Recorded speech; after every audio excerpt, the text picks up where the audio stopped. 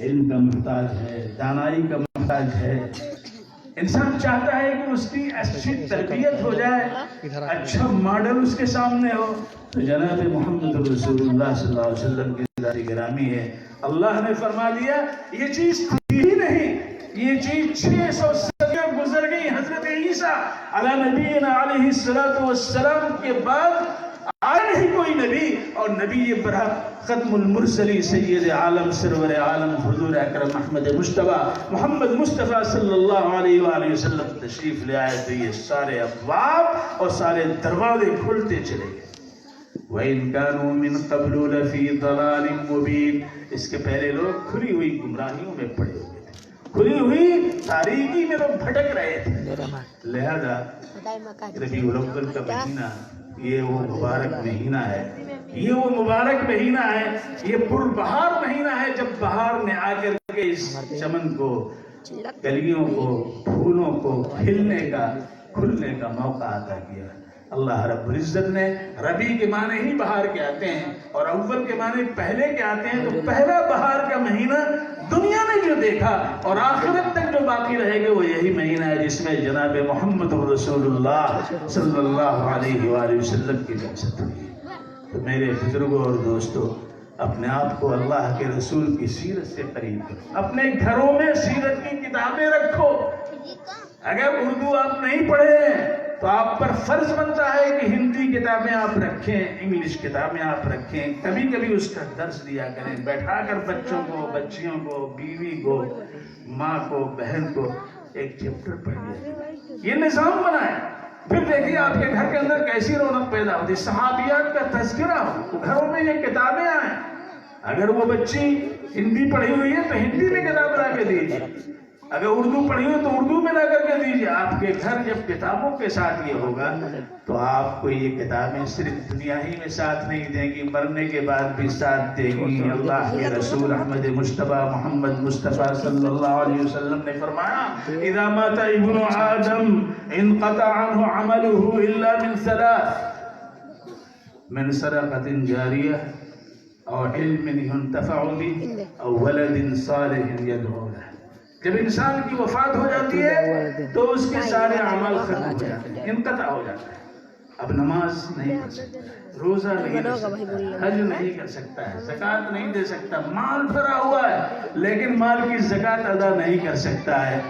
لیکن 3 آپشن اس کے لیے کھلے ہوئے ہیں، 3 راہیں اس کے لیے کھلی ہوئی ہیں، 3 دروازے اس کے لیے وہاں ہیں. نمبر 1 صدقہ جاریہ ہے. نمبر 1 صدقہ جاریہ ہے. صدقہ جاریہ مطلق اللہ کے رسول نے فرمایا صدقہ جاریہ. وہ صدقہ جاریہ مطلق ہے تو آپ مال کی شکل میں دے سکتے ہیں. آپ قرآن پاک کی تلاوت کر کے اس کا ثواب بخش سکتے ہیں. آپ 2 رکعت نماز پڑھ کر کے اپنے والدین کے لیے جو گزر گئے ہیں ان کے لیے دعا کر سکتے ہیں. آپ کسی کو کپڑا پہنا کر کے، کسی کو کھانا کھلا کر کے، کسی کی حاجت روائی کر کے آپ نیت کر لیں، اس کا ثواب انشاءاللہ اس کو پہنچ جائے گا. او ولد صالح او علم ينتفع به. اور دوسری چیز کیا ہے؟ علم چھوڑا ہے. کتاب آپ نے لا کے رکھ دی، زندگی میں آپ پڑھاتے رہے، ایک ایک چیپٹر پڑھتے رہے، وہ کتاب رہے گی جب تک، اور گھر والے پڑھتے رہیں گے، دوسرے پڑھتے رہیں گے. اس کا اجر و ثواب آپ کو قبر میں ملتا رہے گا.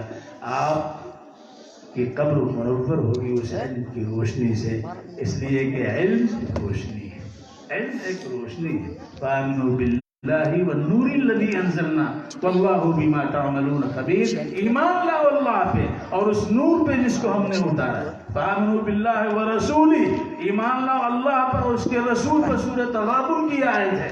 ایمان لاؤ اللہ پر، اس کے رسول پر اور اس نور پر جس کو ہم نے اتارا ہے. اس نور پر جس کو ہم نے اتارا ہے وہ نور کیا ہے؟ قرآن پاک. وہ نور کیا ہے؟ قرآن پاک. آج قرآن پاک ہمارے گھروں میں نہیں، اگر ہے تو جزدان میں ایسا بند ہے کہ صاحب وہ کھلتا ہی نہیں ہے. اور جب وہی نہیں کھلے گا تو ہماری تقدیر کہاں سے کھلے گی؟ لوگوں ہم کیسے زندگی میں کچھ کرنے کے لائق ہوں گے؟ ہمارا آب و تاب کیسے قائم ہوگا؟ لہذا اس بات کی طرف توجہ دیجیے. اور ماشاءاللہ یہ گاؤں تو بڑا ممتاز ہے.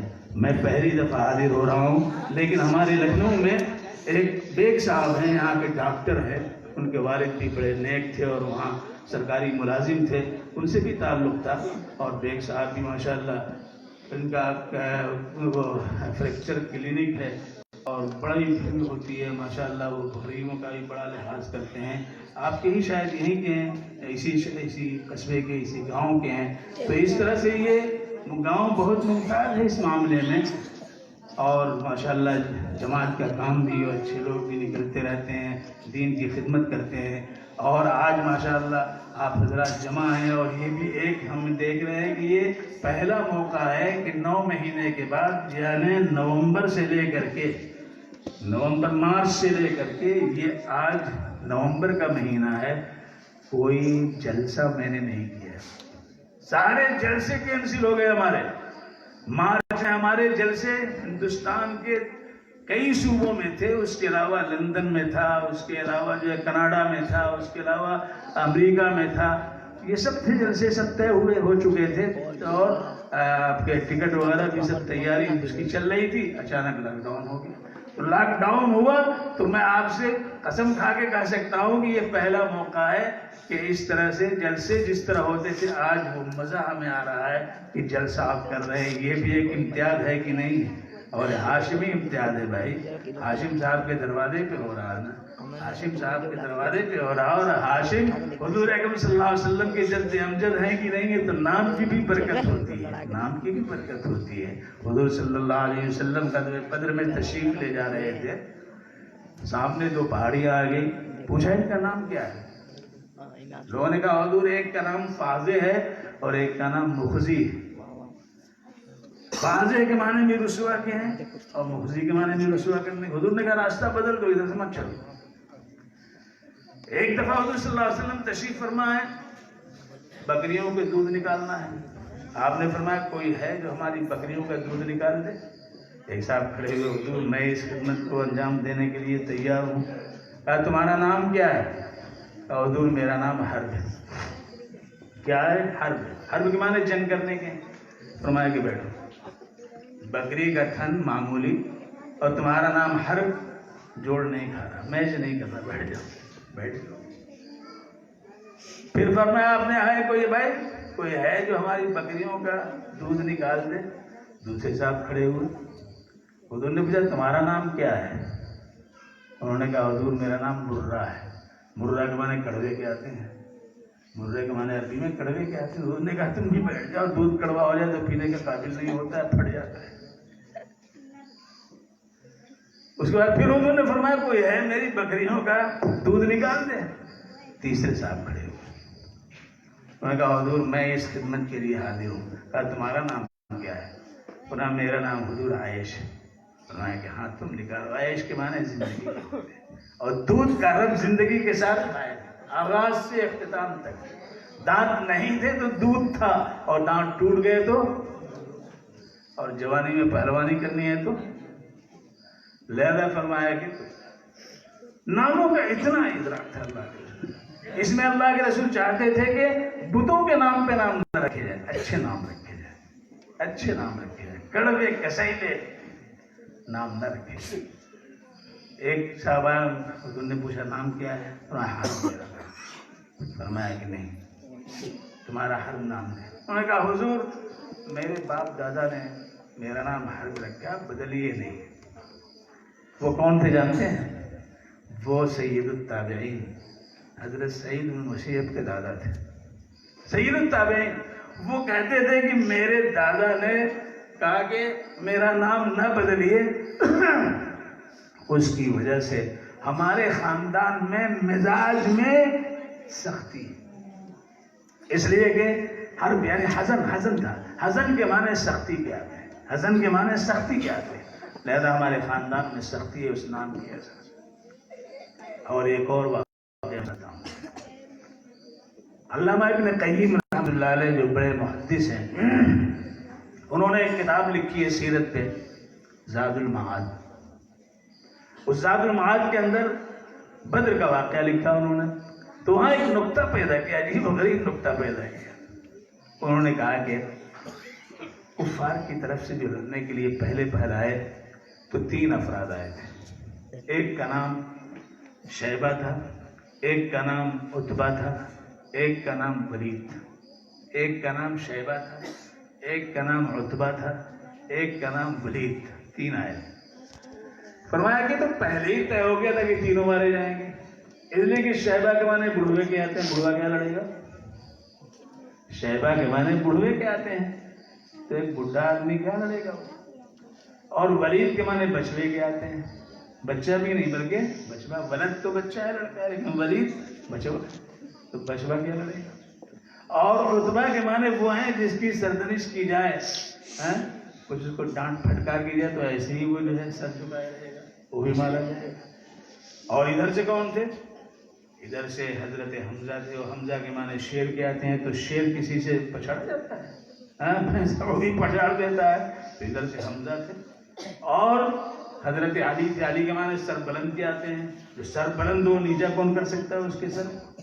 اور حارث تیسرے تھے، جو حارث جو ہے پرتی زمین کو بھی باغ و بہار میں سبززار میں تبدیل کر دیں تو بنانے والی، تو وہ کائے کسی کے پیچھے رہے گی. لہذا یہ تینوں آپس میں جب ٹکرائے، حملہ ہوا، تو شیبہ بھی مارا گیا، ولید بھی مارا گیا، اور عتبہ بھی مارا گیا. عتبہ بھی مارا گیا.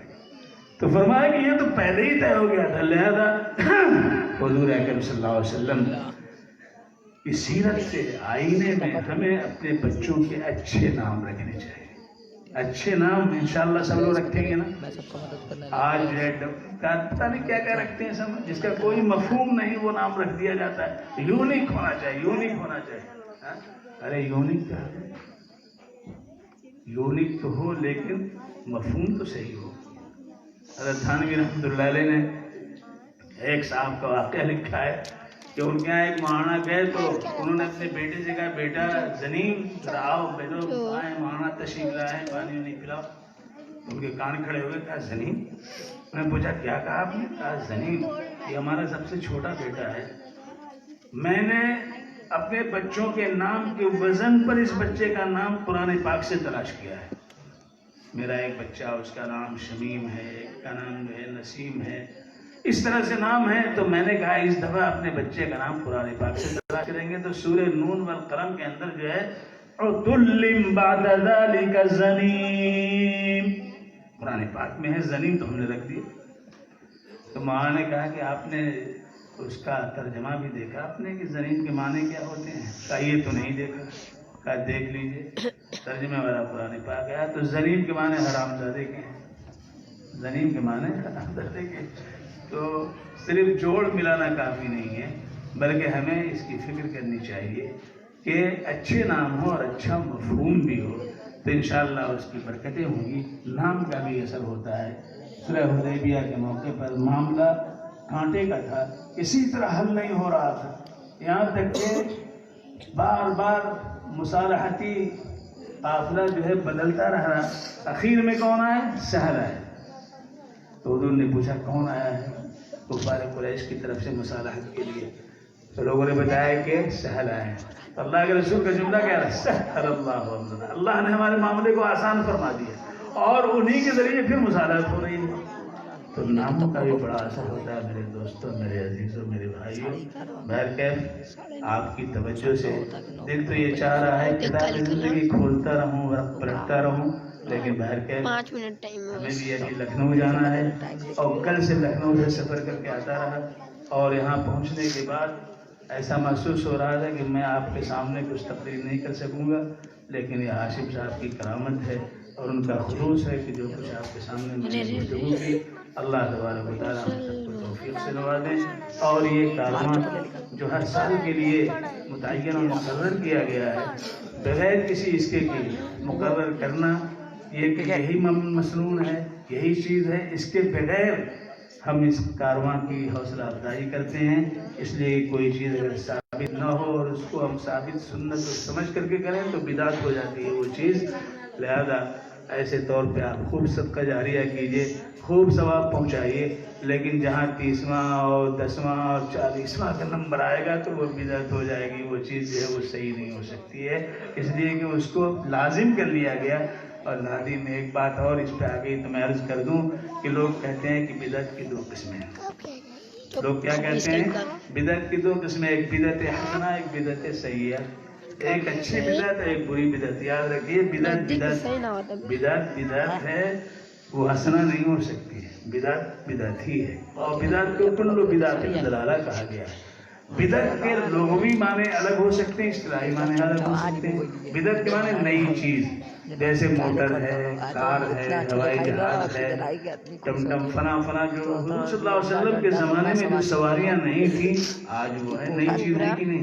ڈشیں جو حضور کے زمانے میں نہیں تھی وہ آج ہیں، لیکن اس کو ہم مستحب اور فرض یا اس کو مندوب تھوڑے سمجھتے ہیں. لہذا وہ بدعت یہ لغوی بدعت ہے. لغت میں ڈکشنری میں ان کو بدعت کہا جا سکتا ہے. ڈکشنری میں پہلے الفاظ نہیں تھے، اب یہ داخل ہو گئے ڈکشنری میں آ گئے، لہذا یہ بدعت ہے. لیکن بدعت اصطلاحی وہ ہے جس کو ہم شریعت سمجھ کر کے اختیار کریں، شریعت سمجھ کر کے اس کو قبول کریں اور سمجھیں کہ اس کے بغیر کوئی نہیں سکتا. یہ جہاں چیز آئی حضرات صحابہ کرام رضوان اللہ علیہم اجمعین میں، حضرت عبداللہ ابن عمر رضی اللہ تعالیٰ عنہ ایک مسجد میں تشریف لے گئے. عجیب و غریب بات ہے، ترمذی شریف کی روایت ہے کہ ایک مسجد میں جب تشریف لے گئے تو مسجد میں اذان ہو چکی تھی. مسجد میں اذان ہو چکی تھی. اذان کے بعد جماعت سے پہلے، جماعت سے کچھ پہلے، 5 منٹ یا 2 منٹ پہلے مؤذن صاحب کھڑے ہوئے، انہوں نے کہا حی علی الصلاۃ، حی علی الصلاۃ. یہ تو بدعت ہی ہے. نماز کے لیے اذان کے بعد کوئی اذان نہیں، کوئی بلاوا نہیں. یہ بلانا یہ بدعت ہے، اللہ کے رسول نے منع فرمایا. لہذا لا تسویب نہیں ہے، دوبارہ پھر اس کو نہیں لوٹایا جائے. یہ حی علی الصلاۃ، حی علی الصلاۃ کرنا، آؤ نماز کے لیے، آؤ نماز کے لیے. آج بھی ہماری مسجدوں میں ہوتا ہے کہ کوئی نہ کوئی چیز ایسی ہو رہی ہے تو اذان کے بعد کہی جا رہی ہے، اس کو دین سمجھ کر کے محبت رسول میں، حب رسول میں کہنے والا کہتا ہے، اور یہ صریح بدعت، صریح بدعت. اس لیے کہ نہ حضور صلی اللہ علیہ وسلم نے کیا، نہ صحابہ، نہ خلفائے راشدین نے کیا، نہ ائمہ متبوعین نے کیا، کسی نے نہیں کیا. نہ حضرت غوث پاک نے کیا، نہ مجدد الفسانی نے کیا، نہ حضرت نظام الدین اولیاء نے کس نے کیا. جو آج شروع کرنے کی تو ہمیشہ دین کا معاملہ بہت نازک ہے. آج ہم سیرت کے جلسے میں بیٹھے ہوئے ہیں، سیرت کے عنوان سے کچھ چیزیں آپ کے سامنے پیش کی گئی ہیں اس آیت کی روشنی میں، جس کو اللہ نے احسان کے درجے میں رکھ کر کے ہمارے سامنے احسان کے قندیل فروزہ کیے ہیں، تاکہ اس کی روشنی میں ہم بدعت و خرافات کو بھی پہچان لیں اور سنت کی تمام تر چہروں پر بھی ہمیں روشنی مل جائے اور راستہ اس کا مل جائے اور اس کو ہم اختیار کرنے والے بن جائیں. اسی پر اکتفا کرتا ہوں. دعا کی طلب کے ساتھ آپ دعا فرمائیں ہمارے لیے بھی اور ہم آپ کے لیے دعا کرتے رہیں. اللہ تبارک و تعالی ہم سب کو توفیق سے نوازے. وآخر دعوانا الحمدللہ رب العالمین والصلاۃ والسلام